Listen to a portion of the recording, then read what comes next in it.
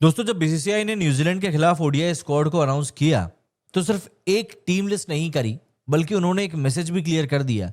And इस बार जो message आया है वो काफी हद तक शॉकिंग भी है और काफी हद तक क्लियर भी है कि विनिंग फार्मूले को अब छेड़ा नहीं जाएगा एंड कुछ बड़े नामों को अब लगातार इग्नोर ही किया जाएगा। और इसी मैसेज के बीच में तीन नाम जो सबसे ज्यादा चुभने वाले सामने आए वो है मोहम्मद शामी, ऋतुराज गायकवाड़ और ईशान किशन।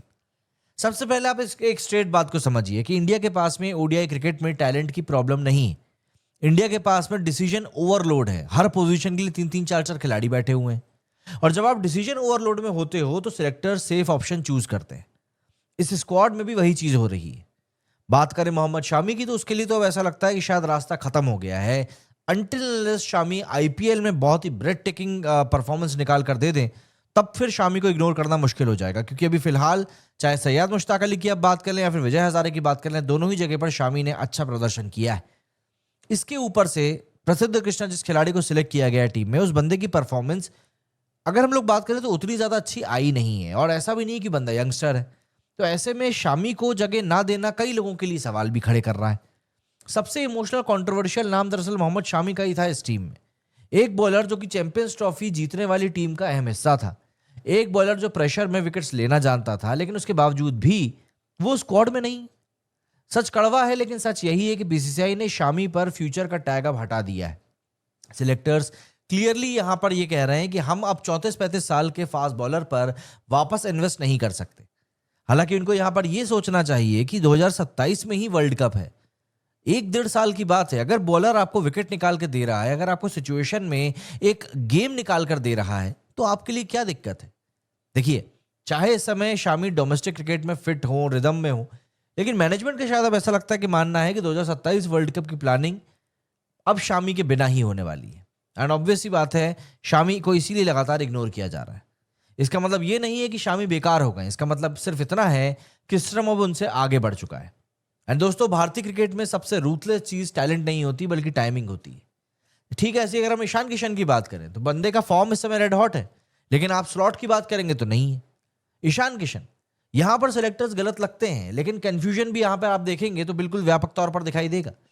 ईशान ने डोमेस्टिक सर्किट में रन्स बनाए, टी20 इंटरनेशनल स्क्वाड में वापसी भी करी, लेफ्ट हैंडर है, एक्सप्लोसिव है, मॉडर्न क्रिकेट का एक प्रोटोटाइप भी है, लेकिन उसके बावजूद भी ओडीआई स्क्वाड में वो नहीं है। क्यों नहीं? क्योंकि ओडीआई सेटअप में बीसीसीआई का लॉजिक बिल्कुल सीधा है। केएल राहुल उनके लिए फर्स्ट चॉइस विकेट कीपर है, ऋषभ पंत को वहां पर बैकअप के तौर पर चुना गया है। यहां ईशान का प्रॉब्लम फॉर्म नहीं है, प्रॉब्लम यहां पर रोल क्लैरिटी है। सिलेक्टर्स नहीं चाहते कि हर ओडीआई सीरीज में विकेटकीपर का म्यूजिकल चेयर चले, और जब तक पंत इंजर्ड नहीं होते या राहुल रेस्ट पर नहीं जाते, ईशान को वेट करना ही पड़ेगा। ये हो सकता है कई लोगों को अनफेयर लगे, लेकिन ये सेटल टीम का सिम्टम होता है।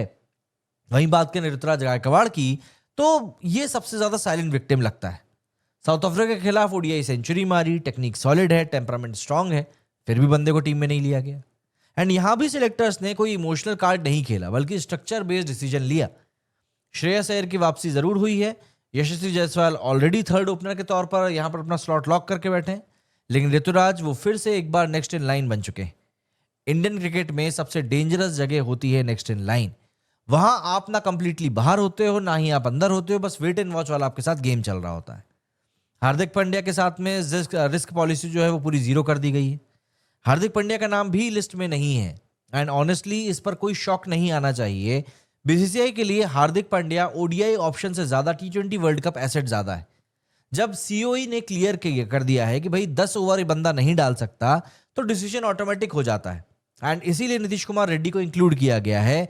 रिस्क बंदे के साथ कम है और एक लॉन्ग टर्म बेट के तौर पर रेड्डी के ऊपर खेला जा सकता है। लेकिन मोहम्मद सिराज आज बंदा कंट्रोल का जवाब बन चुका। देखिए, बुमराह रेस्ट पर है।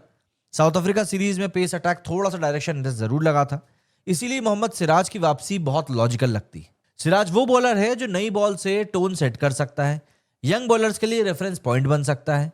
ये सिलेक्शन क्लियरली बताता है कि बीसीसीआई ओडीआई क्रिकेट में कंट्रोल और कंसिस्टेंसी को वापस लाना चाहता है।